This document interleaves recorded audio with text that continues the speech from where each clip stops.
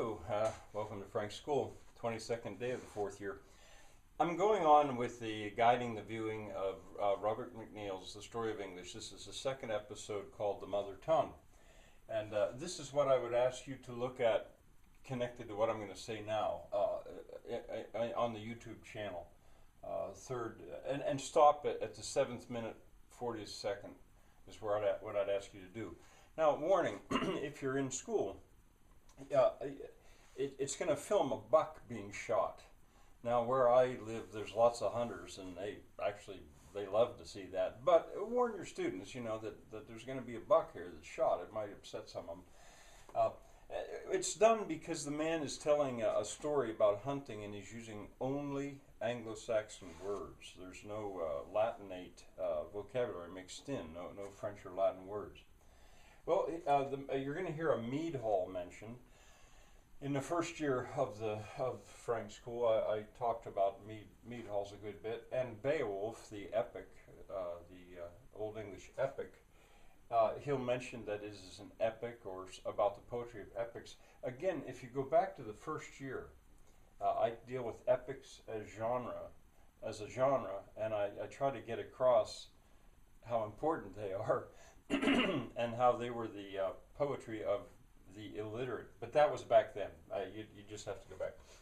You'll hear how Latin and Greek began to get mixed in to the English language.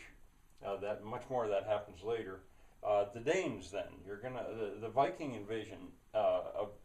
He refers to them first as the Danes. It created part of England called the Danelaw, and he'll show that you can still hear the difference. That over 1,000 years, 1,500, not that much, but over 1,000 years later, you can still hear the dialect barrier in England.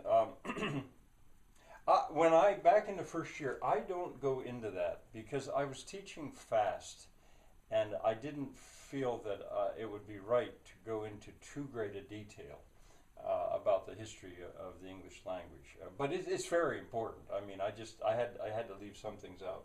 So I'm going to cross that, but now you'll hear more about it. Alfred the Great, you'll hear him mentioned, and he begins something called the Anglo-Saxon Chronicle. Now, the history of England is going to be later this year. Currently, that's part of my plan, to turn to English history and look closely at English history, always in the background, trying to figure out what happened with my relationship to the classics around the time of the Victorians. So we're going to take a long view. So that's coming later. There'll be a pause where the screen goes black with some titles. Just let it run. That was adapted. It's really not a problem. And there's a couple places that it repeats itself, as this was put on YouTube.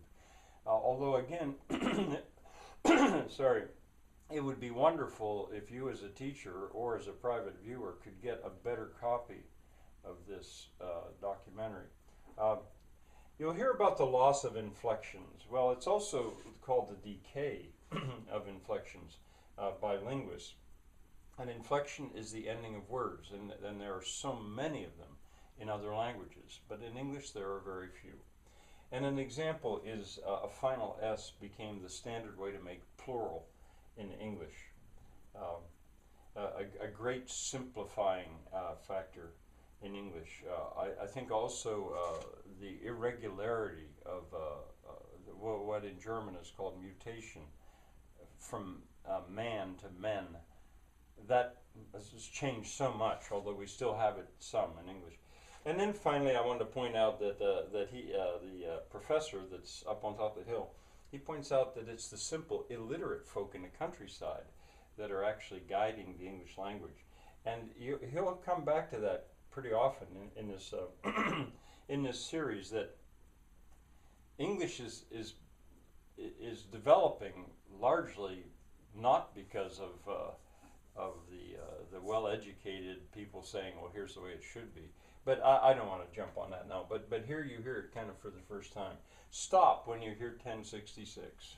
1066, and I always box that. I tried to drive that home into my students' minds that year changed the world. It changed England. 1066. And so rather than go to the very end, stop right there. Well, I certainly hope to see you tomorrow.